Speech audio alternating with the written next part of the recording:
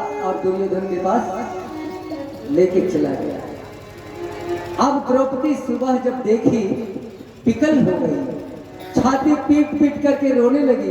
अर्जुन और भगवान आ गए। अर्जुन उसी समय संकल्प कर लिए, द्रौपदी चिंता मत करो, हमें पता है कि कौन ऐसा काम किया है, उसे हम तेरे आंखों के सामने मृत्यु दंड देंगे, संकल्प लेते हैं। अर्जुन रथ पर बैठ गए तो भगवान भी सारथी बन गए, क्योंकि भगवान का वचन है, जो तुम आए एक पग मैं आऊं पग 60। पहले तुझे चलना पड़ेगा, भगवान की मदद पीछे मिलेगी। ये भागवत कथा का जो आयोजन हुआ है, इसकी कहानी शायद आप लोगों को पता नहीं कि चमकलाल जी के मेरे दरवाजे पर गए थे कि बाबा चलिए 1 घंटा मेरे यहाँ कथा कह दीजिए। 2 बार चले गए, बहुत सीधे साधे, बड़े अच्छे, बहुत अच्छे स्वभाव। मैं इनके दरवाजे पर आया रात्रि में, मोटरसाइकिल भेजे, बरसात का दिन था। कथा मैंने इनके स्कूल में, शारदा कोचिंग सेंटर, वो इनका लड़का चलाता है, इनके कोचिंग सेंटर में मैंने कथा कही, भोजन भी कराया, कुछ दक्षिणा भी दिया, क्योंकि कथा तभी फलता है जब दक्षिणा दिया जाए। तो आप लोगों से हम दक्षिणा ही तो लेते हैं, आरती घुमवा के। अरे जैसे कल कृष्ण जन्माष्टमी नहीं, कल कृष्ण जन्मोत्सव मनाया जाएगा इस मंच से, कल शाम की कथा में। तो जिनसे जो बने अन्न धन वस्त्र लेके आइएगा, दान दीजिएगा। ये तो बहाना है, आपसे दान करवाने का बहाना। कल शाम में इस मंच पर कृष्ण जन्माष्टमी, एक कृष्ण जन्मोत्सव मनाएंगे हम लोग मंच पर। इस मंच को सजा दिया जाएगा, केला का गाछ मिलेगा, तो आप लोग थोड़ा पंडाल को बड़े सुंदर बना दीजिएगा। कल भगवान आने वाले हैं, जगत के पालनहार, जगत के तारणहार इस मंच पर कल जन्मोत्सव मनाएंगे। तो उस समय जिनसे जो बन पड़े दान स्वरूप, अन्न हो, धन हो, वस्त्र हो, लेके आएंगे, दान देंगे। और ये जो प्रसारण चल रहा है, आप जानते ही हैं, इस कथा का सीधा प्रसारण चल रहा है। घर बैठे लोग देख रहे हैं इस कथा को। आप जितने लोग बैठे हैं ना कथा में, उतने लोग बाहर भी देख रहे हैं कथा को। ये विपिन वीडियो लैब के द्वारा प्रसारण चल रहा है इसका।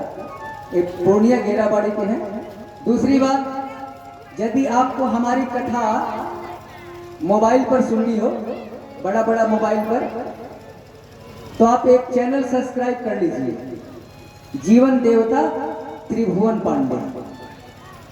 बहुत सारी कथा हमारी मिलेगी मोबाइल पर, सुनते रहिएगा, जीवन देवता त्रिभुवन पांडे। तो मैं कह रहा था, चमकलाल जी भोजन भी कराया, दक्षिणा भी दिया, और इन्हीं के दरवाजे पर 2-4 लोग थे, इनका लड़का भीम और इनके 1-2 लड़के वो भी थे। मैंने कह दिया, अरे क्या 1 घंटे की कथा आप हमारी सुन रहे हो? सुनना है तो कम से कम 7 दिन का भागवत सुन लो। देखिए कथा की नींव कैसे पड़ी, उसकी चर्चा में करें। मैं तो कह के चला गया, लेकिन भगवान को कथा करानी थी। भगवान इनके माथे पर चढ़ गए, इनके लड़के के माथे पर चढ़ गए। इनका एक भाई गौतम जी और भीम जी मोटरसाइकिल लेके भोरे भोरे मेरे यहाँ पहुंचे कि बाबा तारीख दीजिए, कथा होगी। हम समझ गए कि भगवान की कृपा बालू टोला में हो गई। समझते हमको देर नहीं लगी, नहीं तो किसी को लाख बार भी कहो वो जल्दी तैयार नहीं होता। और 2 मिनट 1 मिनट मैंने एक कहा था, अरे क्या 1 घंटा कथा सुनोगे, 7 दिन सुन लो। और आज देखिए कि कथा कितनी सुंदर, और इसमें मुख्य भूमिका जानते हैं, वो एक टेंट वाले हैं सुरेश, तो बगल में इनका टेंट हाउस है। सुरेश जी जब मेरे पास पहुंचे तो बोले, बाबा चिंता मत कीजिए, कथा करा के दम लेंगे। हम कहे कि हनुमान जी आ गए, कथा तो हो ही जाएगी।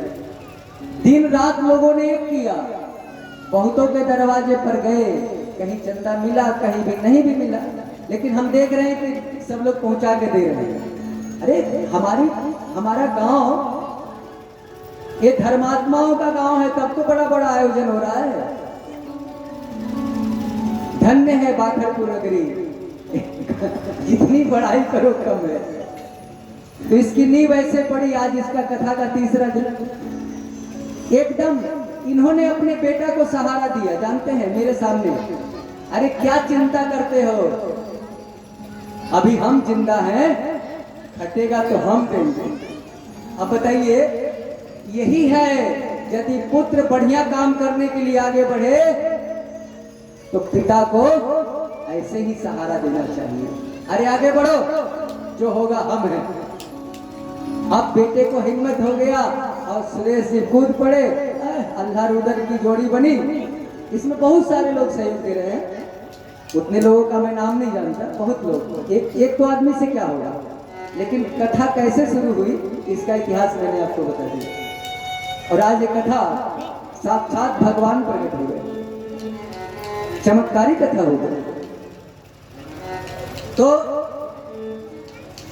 अब रथ को चला दिए कृष्ण भगवान, अर्जुन धनुष बाण संभाल लिए, आगे अश्वत्थामा दिखाई पड़ गया। अब जो ही अर्जुन चाह रहे थे कि बाण चलाए, उधर से ब्रह्मास्त्र चला दिया अश्वत्थामा। अर्जुन घबरा गए, सरकार ये तो ब्रह्मास्त्र चला दिया।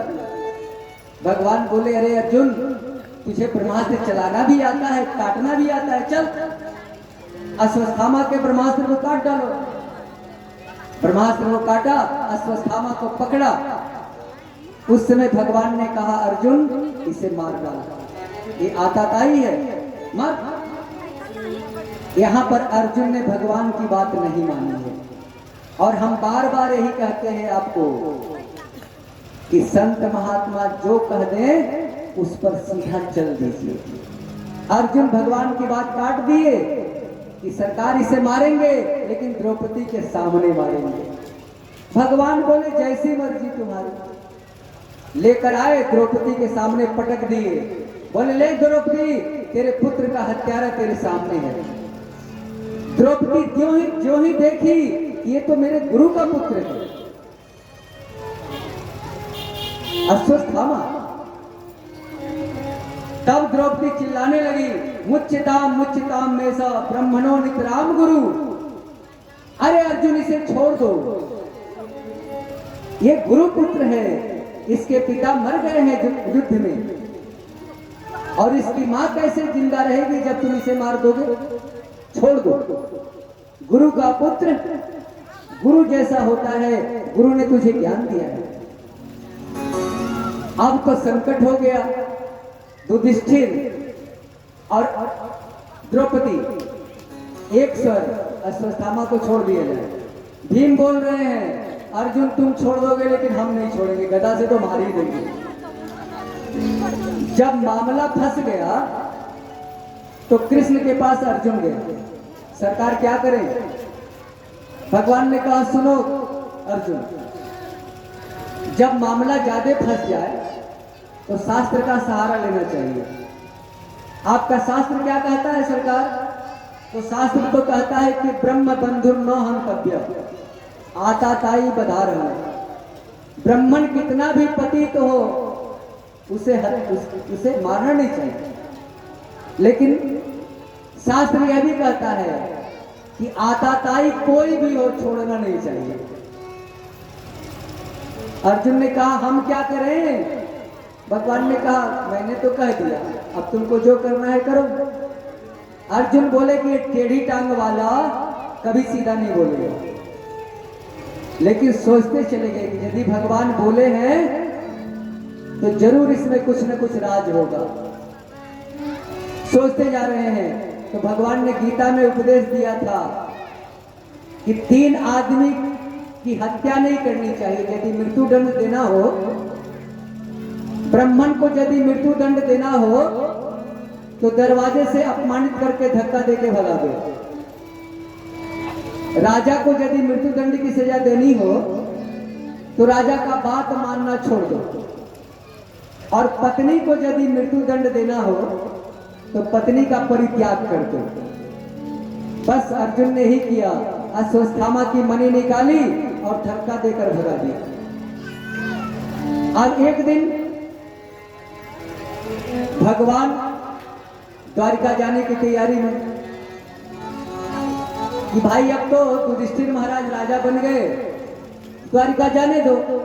रथ दरवाजे पर खड़ा हो गया, एक हाथ से भगवान रथ का ध्वजा पकड़े हैं और एक हाथ से आशीर्वाद दे रहे हैं। सारे लोग आशीर्वाद लेके जा रहे हैं। तब तक उत्तरा दौड़ी दौड़ी आई और भगवान के चरणों में लेट गई और रक्षा की गुहार करने लगी। अभिमन्यु की विधवा पत्नी उत्तरा, पाहि पाहि महायोगिन देव देव जगतपति, रक्षा करो रक्षा करो, लगता है प्रभु मेरा गर्भ नष्ट हो जाएगा। भगवान उसके गर्भ में गए, उस बालक की रक्षा की और बाहर आ गए। बोले देवी अब तो कोई कष्ट नहीं। उत्तरा प्रणाम करके चली गई, ना सरकार कोई कष्ट नहीं। तब कुंती मैया आई और कुंती मैया आकर बोली कि भगवान ने जब इतना बड़ा काम कर दिया, कोई जरा सा रोकने को तैयार नहीं, सब जाने की तैयारी कर दिया है। कुंती आई और तब भगवान से कहती है, कृष्णाय वासुदेवाय देवकी नंदाय च नंद गोप कुमाराय गोविंदाय नमो नमः। नमस्ते पुरुषं त्वा अधिकसुरं प्रकृते परम अलक्षम सर्वभूतानां अंतर्बहिर अवस्थितम। हे भगवान, आपकी महिमा का गुणगान कौन कर सकता है। शेष गणेश महेश सुरेश दिनेश ताहि निरंतर धावे, ताहि अहिर की छोहरिया छछिया भर छाछ पे नाच नचाए। जब सारे देवता आपके गुण का गान नहीं कर सकते तो हम अदना अबला औरत क्या गुणगान कर सकेंगे प्रभु। लेकिन जितना सामर्थ्य है उतना तो कर ही सकते हैं। भगवान की कुंती मैया ने 26 श्लोक में स्तुति की और भगवान से कुछ वर मांगी। कुंती मैया बोली, लल्ला तू जा रहा है तो कुछ वर दे के जाएगा। भगवान बोले, बुआ बोल क्या चाहिए। तो कुंती बोली कि सुन लल्ला, अभी जब तक मैं बोल रही हूं तब तक तू कुछ मत बोलना। जब जब मैंने तुझे भगवान माना है तब तब तूने बुआ कह के मेरे ऊपर माया का पर्दा डाल दिया और मैं तुझे भतीजा मान बैठी। आज मैंने तुझे जान लिया है कि तू भगवान है, इसलिए चुप रह, कहीं तेरी माया मेरे ऊपर न चल जाए। हमें बोलने दे, मन का उद्गार निकालने दे लल्ला। तू जगदीश्वर है, परमात्मा है लल्ला, एक वर देगा। भगवान बोले, बोलो बुआ क्या लोगी, तुम्हारा बेटा तो अब राजा बन गया। ना लल्ला, माँ की ममता दो जगह होती है। माँ जो होती है ना, दो रस्सी से बंधी होती है। एक अपने मैके, आप लोग बूढ़ी भी हो गई हो फिर भी आप लोगों को मैका माँ का घर याद रहता ही है, वहां पर जन्म हुआ है, पली बड़ी हो तो। और एक है पुत्र, बेटा बेटी। एक मैके से और बेटा बेटी से मां बंधी होती है।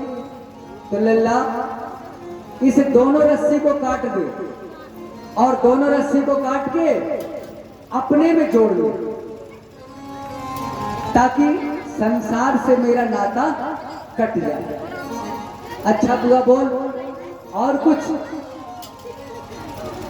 तुझे और कुछ लेना है। तब कुंती कहती है, लल्ला एक आखिरी वरदान दे दो। बोल बुआ क्या चाहिए, तो यही वरदान दे दे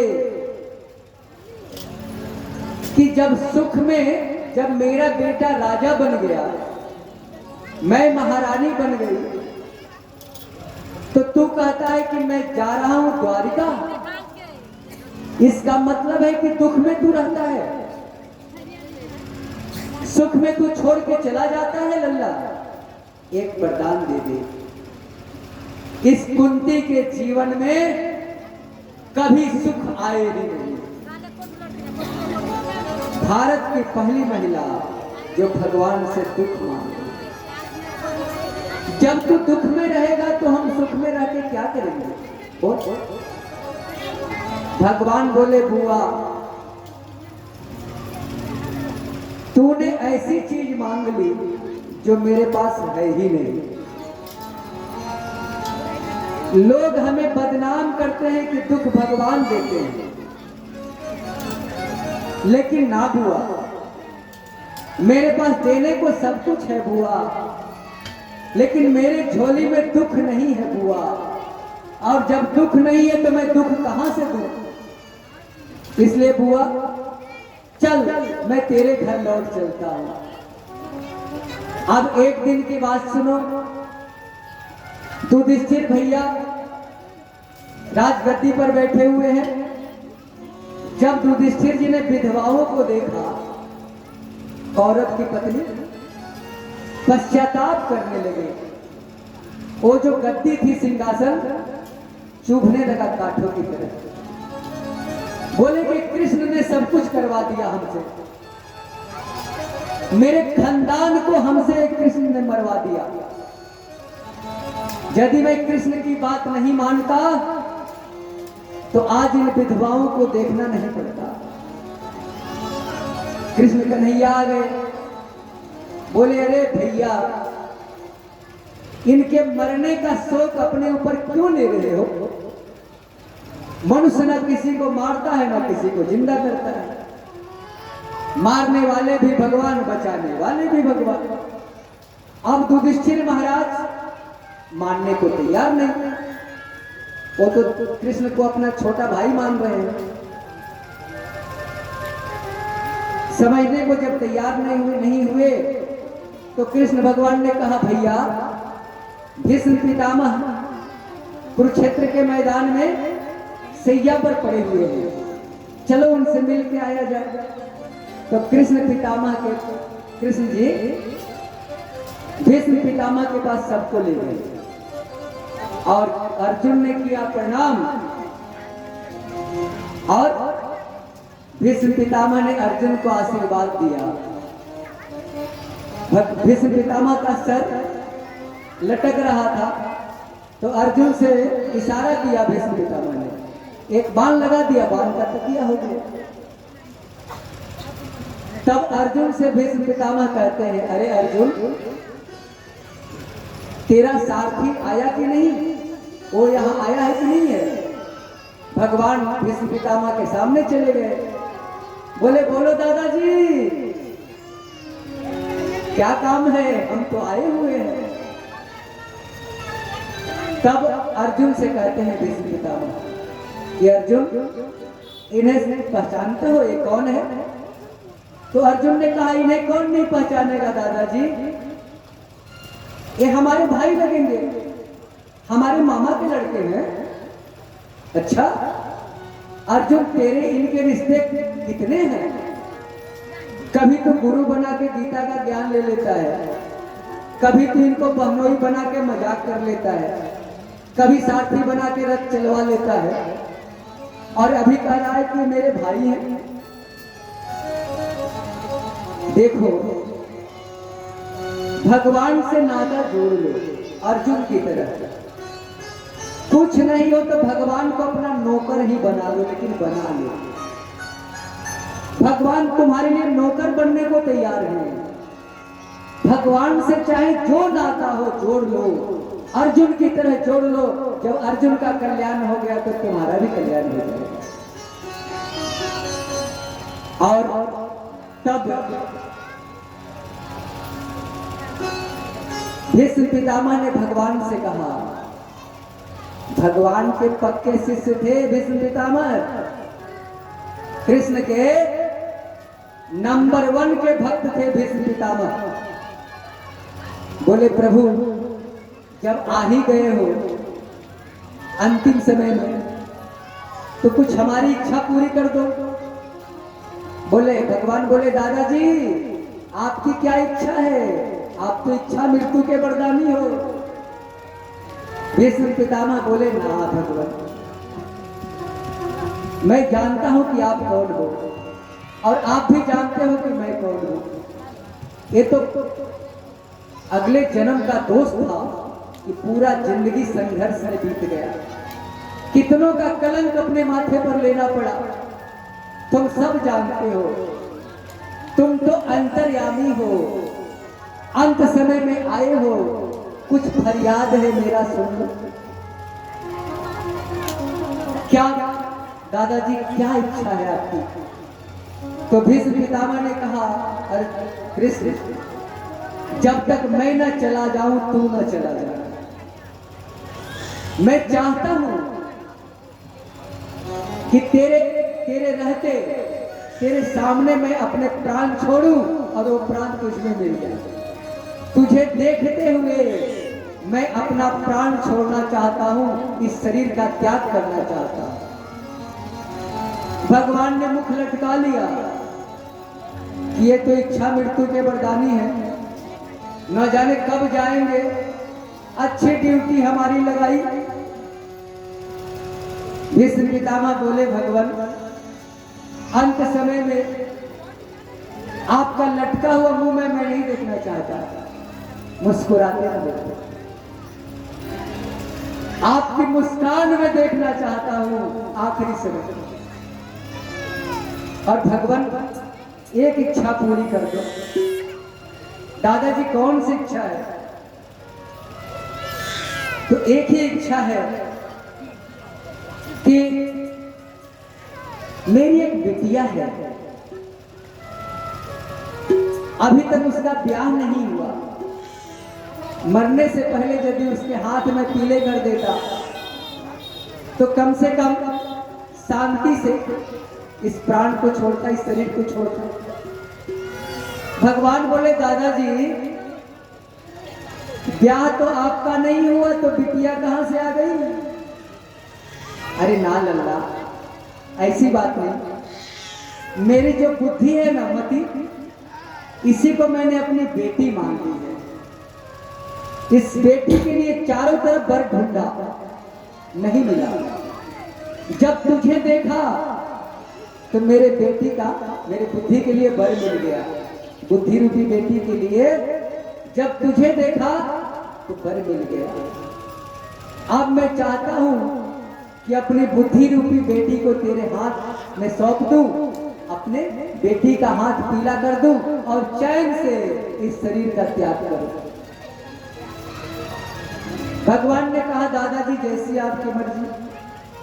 भीष्म पितामह की बुद्धि रूपी बेटी भगवान के चरणों में समर्पित हुई और तब भगवान से युधिष्ठिर से भगवान ने कहा कि युधिष्ठिर महाराज भीष्म पितामह से आप शिक्षा ले लो, जिसको महाभारत में भीष्म गीता कहते हैं। भीष्म गीता भीष्म जी कह रहे हैं, युधिष्ठिर जी सुन रहे हैं। युधिष्ठिर का प्रश्न और भीष्म का उत्तर, भीष्म गीता। तब युधिष्ठिर महाराज ने प्रश्न करना शुरू कर दिया और भीष्म जी ने उत्तर देना शुरू किया। भीष्म गीता तैयार हो गई। दान धर्मान राज धर्मान मोक्ष धर्मान विभाग सह स्त्री धर्मान भगवत धर्मान समास व्यास योग्यता। किसी का विस्तार से समझाया, किसी का संक्षेप में समझाया और शंका का समाधान किया। माघ महीना शुक्ल पक्ष एकादशी तिथि, एकादश श्लोक में भगवान की स्तुति की, पुष्पताग्रा चंद्र में, और अपने शरीर का त्याग कर दिया। सारा वातावरण एकाएक शांत हो गया। भीष्म पितामह के प्राण पखेरु निकले और कृष्ण में समा गए। थोड़ी देर में पुष्पों की वर्षा होने लगी और इसके बाद तुतुम्बी वगैरह बजने लगी। भीष्म पितामह का समूचा काम करने के बाद भगवान अर्जुन को लेकर के द्वारिका चले गए। अब छोड़ दो, जाने तो द्वारिका। अब 2 मिनट भगवान नाम का संकीर्तन कर लीजिए, थोड़ी सी कथा आपने कहूंगा, इसके बाद वाणी को विराम दिया जाएगा। छोटा बोले वाक्य बिहारी लाल की, राधे राधे सरकार की। कृष्ण गोविंद